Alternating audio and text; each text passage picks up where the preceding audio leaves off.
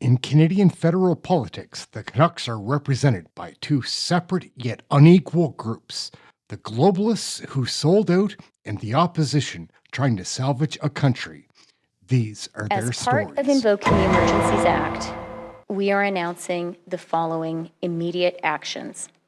First, we are broadening the scope of Canada's anti-money laundering and terrorist financing rules so that they cover crowdfunding platforms and the payment service providers they use.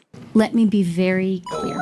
My principal concern when it comes to the illegal occupation and the illegal blockades is the economic harm that was done to Canada. Let me be very clear, Minister Freeland.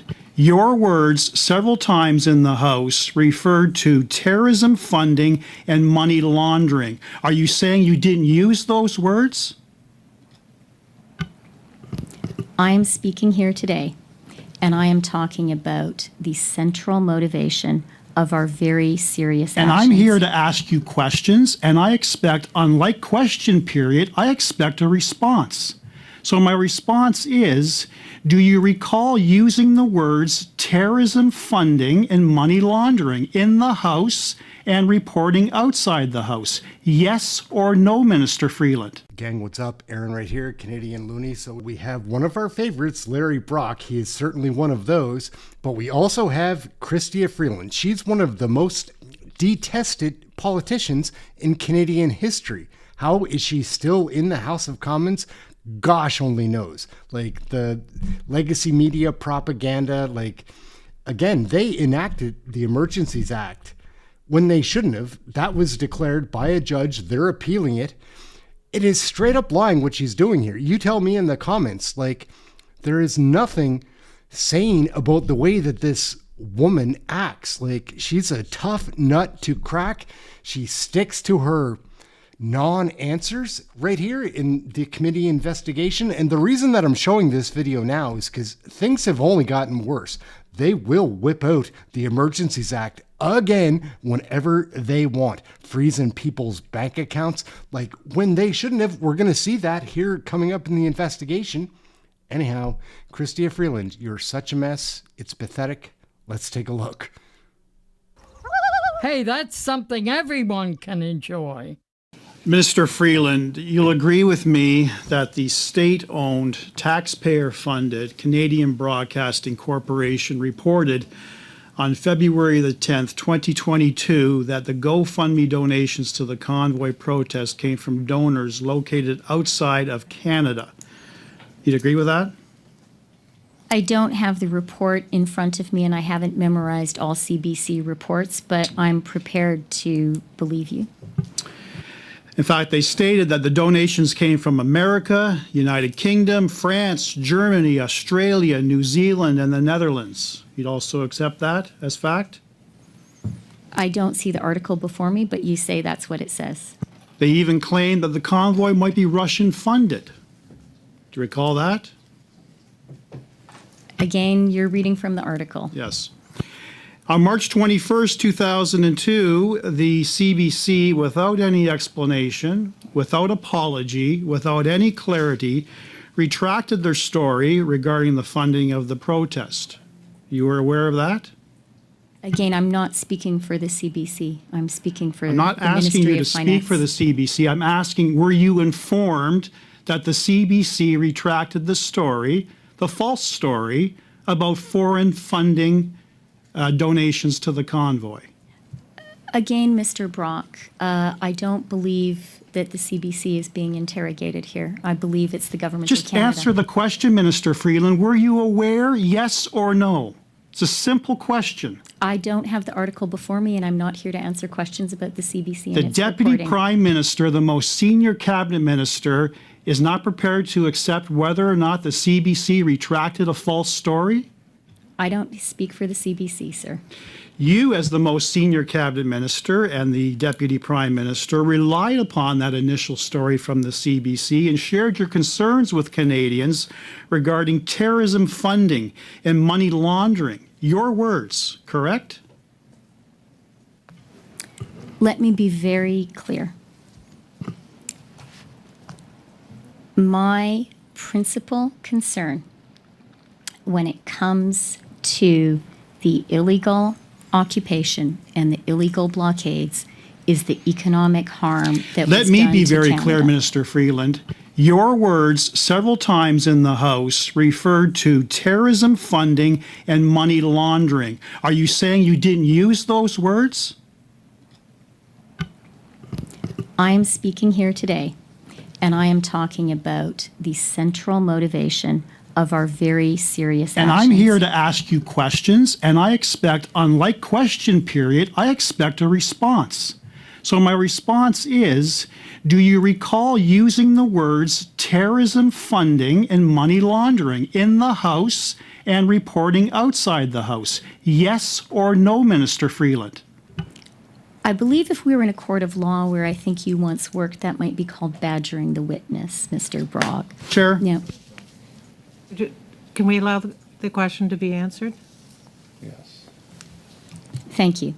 As I said, my core concern as Minister of Finance and my central justification for these very serious measures that we put in place, as was clear in my opening statement. You're not as I answering have the said question. I'm throughout, going to move on. Is the economic You're not impact. answering the question, and I will move on. Madam Chair, on a point of order, it's entirely possible that Mr. Brock doesn't like the answers he's hearing, but the witness is entitled to provide an answer. If she could just be provided the opportunity to provide an Madam answer. Chair, the witness may not like the questions, but she's not entitled to establish her own facts in responding to an answer that is non-responsive and not relevant to the question. I'd actually just, we'll move back 20 seconds, allow you to ask your last question. Do you agree with me that the Deputy Director of FinTrack, Mr. McKillop, confirmed at committee that the convoy funding did not come from terrorism funding or money laundering, and the typical person who donated hundreds and thousands of dollars to the convoy came from their own resources and posed no security threat? Do you accept that? What I accept, Mr. Brock, is that the core threat was to the Canadian economy, to our reputation as a trading partner and investment destination. Thank you I for made the that clear in non-response, my Minister. opening remarks, and that is my view. Thank you for the non-response, Minister. Very helpful. We'll move. All right, so Chrystia Freeland is like explicitly dishonest in her answers, her non-answers, whatever you would call what she just displayed. It's so frustrating. And things are only going to be getting worse. Like now we have Carney, who is sinking the ship even deeper, faster. Like it's disgusting what's happening to our country. Like there are so many great people here, but our government is an issue. It's awful. We're going to watch Larry Brock now at the time questioning National Defense Minister Bill Blair, glug glug happy hour somewhere. At least he tries to appear to give answers. Let's take a look. It's all a big mess. Like these liberals make a mockery of what used to be our democracy. Let's take a break. Hey, that's something everyone can enjoy. Mr. Brock, you have 4 minutes. Good evening, Minister Blair. I want to sincerely thank you for attending today. And as an observation in line with Senator Harder, I really want to sincerely thank you for your candor and your willingness to respond appropriately to every question that has been put to you. You have been non-evasive and you have been giving us substantive answers.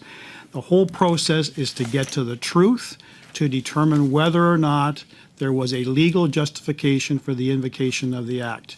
Unlike the Deputy Prime Minister, who wasted 90 minutes of precious committee time, I sincerely thank you. I wish to start off, however, describing my bewilderment and astonishment that someone with your experience in government, someone with your experience in policing for several decades, someone who has participated in the invocation of emergency powers that have never been used in the history of this country, would not take notes. I find that absolutely incredible. I want to ask you very, very clearly, in any discussion with cabinet or your officials in your department, are you telling this committee you did not keep any notes, no note taking by you, regardless of the number of meetings? And Mr. Brock, that's in fact true. Thank you. I do not keep notes. I'm going to present to you a series of questions that, in my view, has seriously undermined the confidence of Canadians in this government as to the rationale behind the invocation of the Act. I'm going to ask you whether you agree or disagree. Minister Mendocino has been under fire as of late in the House and in the press because he has made it abundantly clear that it was on the advice of nonpartisan law enforcement that the invocation of the Act was established. We now know that neither the RCMP or the Ottawa Police asked the government to invoke the Act, despite those claims. Do you agree or disagree? And because I do want to be very candid and forthright with this committee. The police did not ask me. Thank you. But if I may. Yep. But they did. No, you they answered did my answer question. I have limited time, sir. With all due respect, I have limited time. To be very clear, it's an important question you've asked, sir.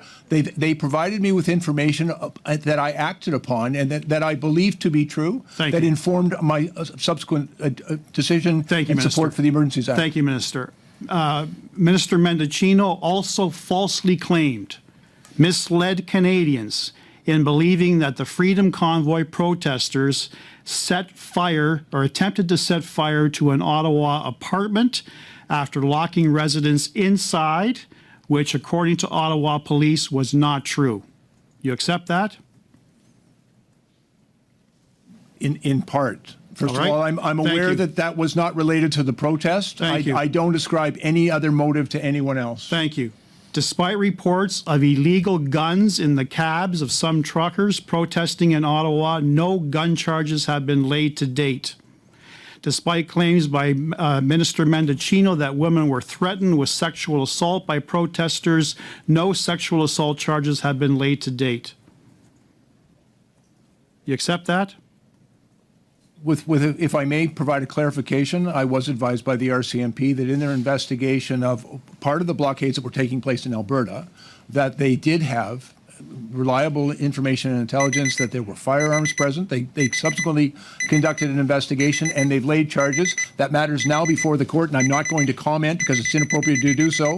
But in that case, there were firearms present and they represented a significant threat to public safety and to the police In conducting an Alberta, investigation. there were no guns found in Ottawa. Again, that's information better provided to you by the police. I don't have all the particulars of their investigations, and I'm not going to comment. It's not appropriate to. Thank you, Mr. Brock. Point of order, Chair. This minister just inferred again that the guns found in Coots were somehow protesters, and that is not true. The RCMP have made it very, very clear that it's not true. Point of order, Madam Chair. I don't believe there is debate. I am not done. This is not a point of order. I'm not done. You Is it- have your point. What is the point of order? Is it relevance? Because otherwise, Well, I'm let him not done. finish before you assess that. Can I be the chair, please, Mr. Mott? Not debate.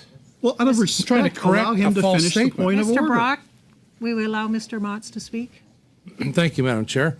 I think it's important that this committee hear accurate information, that Canadians do want accountability and transparency, but to suggest, even remotely, to infer that the firearms in Coots were somehow related to the protesters, we all order, know Madam is Chair. false. And the witness's RCMP testimony has made it stands, clear, and this member the is not RCMP has raising a made- point of order, Madam Chair. The RCMP has made it clear that that is a criminal organization that had no ties to the protesters. So don't suggest anything otherwise. We leave it at that. Ms. Van Dyne, please go ahead. I would like a ruling on the point of order, Madam Chair. It's not a Madam point Chair, of I'd order. like to Go speak to ahead. the same point of order. I just indicated it's not a point of order and asked Ms. Van Dyne to go ahead.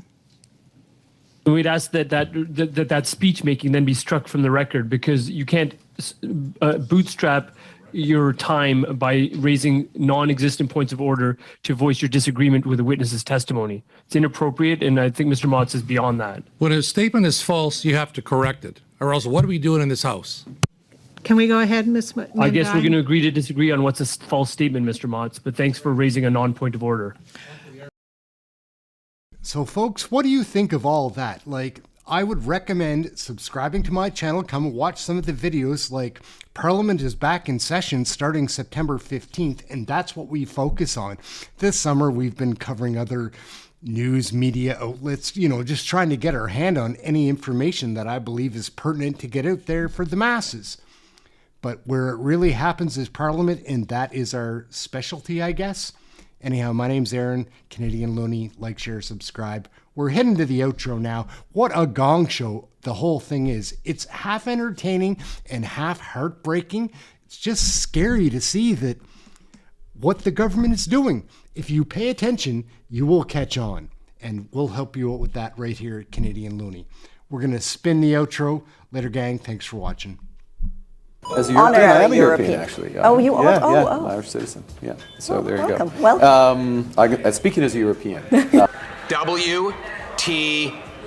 Here, here. How many kids did you molest with Jeffrey Epstein? More than just elbows. And as the most European of the non-European countries, being aware of what potential conflicts of interest you sought What to possible avoid. conflict would you have? Stephanie, I'm complying with the rules. I'm complying with the rules in advance. These are Muslim values. These are Canadian values. Hi, everyone. Congratulations, you're spending more money on taxes than on food, clothing, and shelter combined. Hey, that's something everyone can enjoy. All right, gang, thank you all very much for watching. Aaron, Canadian Looney, like, share, subscribe. Smash that subscribe. We're trying to grow this thing. Canadian Federal Politics. Get yours right here. Thanks for watching. We'll catch you in the next video.